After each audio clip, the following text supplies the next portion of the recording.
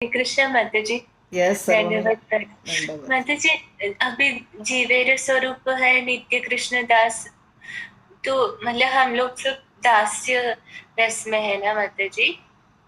तो फिर माता जी वो जो पांच रस होते हैं ना, शांत दास, वात्सल्य, तो फिर मतलब वो मतलब वो किसके लिए है माता जी? हम लोग तो सदैव दास ही है ना माता जी।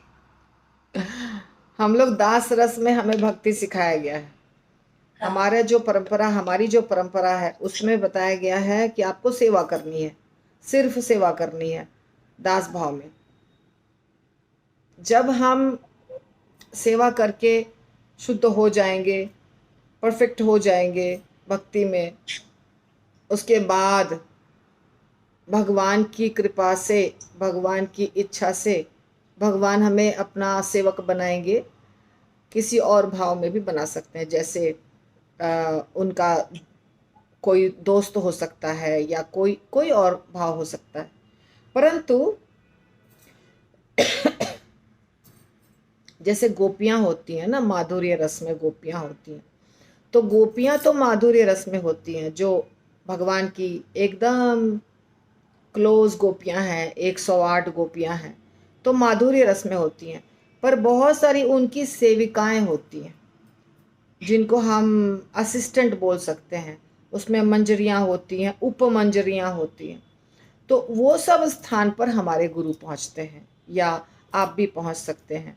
जैसे कि ललिता विशाखा तो गोपी हो गई, जो भगवान कृष्ण के नज़दीक जाएंगी, उनके साथ कोई भी लीला करेंगी या राधा रानी को सहायता करेंगी। लेकिन ललिता विशाखा सखी के नीचे जो होंगी मंजरियां या और सखियां, जो 108 है वो तो बहुत महत्वपूर्ण होती है। फिर 108 जिनसे सेवा लेती हैं वो उसके बाद होती हैं, फिर वो किसी और से सेवा लेती हैं। आप ऐसे समझ सकते हैं कि जैसे मान लीजिए एक व्यक्ति यात्रा ले जा रहा है, मैं यात्रा ले जा रही हूँ, तो मेरे अंडर में 5 लोग हैं जो सेवा कर रहे हैं। एक प्रसादम देख रहा है, एक ट्रेन का टिकट देख रहा है, एक रूम देख रहा है, एक बस को देख रहा है, एक कोई प्रवचन का अरेंजमेंट कर रहा है। ऐसे 5 लोग कर रहे हैं। तो ये 5 लोग क्या कर रहे हैं, ये मुझे हेल्प कर रहे हैं। अब ये 5 लोगों के अंडर और 5-5 लोग हैं, यानी कि टोटल मिला के 30 लोग सेवा कर रहे हैं। पर दिखाई क्या दे रहा है कि मेरी यात्रा है, पर वास्तव में मेरी यात्रा के पीछे इतने लोगों का मेहनत है।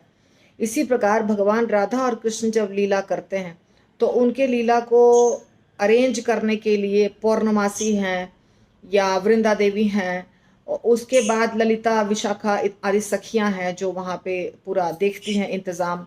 राधा रानी जब तक आएंगी, भगवान जब तक आएंगे, तब तक पूरी तैयारी हुई है कि नहीं, अच्छे से हुई है कि नहीं, ये सब देखती हैं। परंतु ललिता विशाखा अकेले थोड़ी देखती हैं, उनके नीचे पूरी पूरी बहुत बड़ी बड़ी गोपियों की यूथ है, उसको यूथ बोलते हैं। तो हजारों लाखों गोपियां रहती हैं उनके अंदर में। फिर वो हजारों लाखों गोपियों के अंदर में हजारों लाखों मंजरियां रहती हैं। फिर उन मंजरियों के अंदर में उपमंजरियां रहती हैं। ये मंजरियां और उपमंजरियां कभी कृष्ण के सामने नहीं जाती हैं, दूर से दर्शन करती हैं, पर कृष्ण के सामने कृष्ण के साथ लीला कभी नहीं करती हैं। ये इनको सिर्फ अच्छा लगता है कि लीला करें भगवान, हम सिर्फ बस सेवा करें। तो ये स्थान है भक्तों का। जैसे जैसे भक्ति विनोद ठाकुर, रूप गोस्वामी, सनातन गोस्वामी, ये लोग मंजरी हैं, ये गोपी नहीं है। तो अब मंजरी को क्या समझिएगा आप, इन जो गोपियां हैं वो तो माधुर्य रस में है, पर मंजरियां क्या है, मंजरियां गोपियां नहीं है। और मंजरियां जो है न वात्सल्य रस में है, न सख्य रस में है, न शांत रस में है, न दास्य रस में है।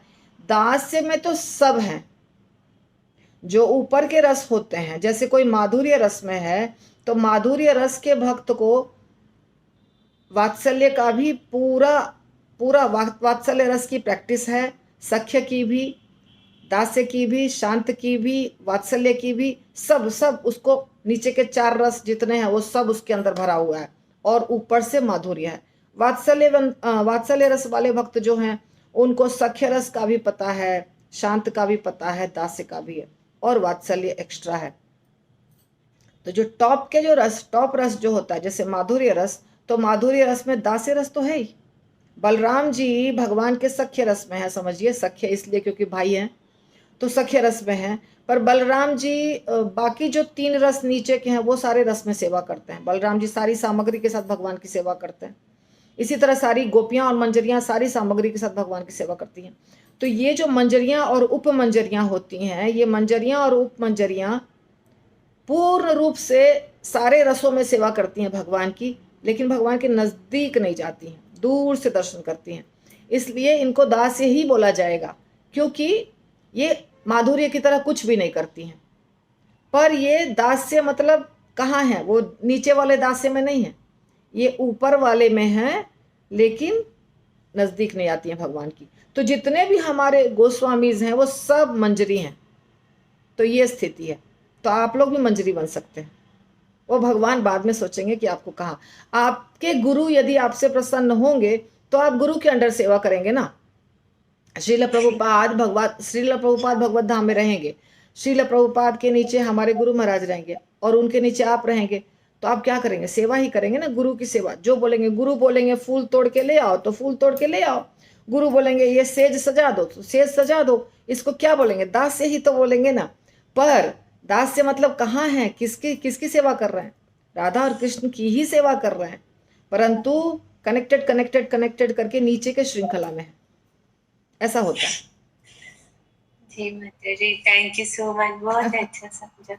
ऐसा होता है। बहुत बहुत धन्यवाद माता जी। और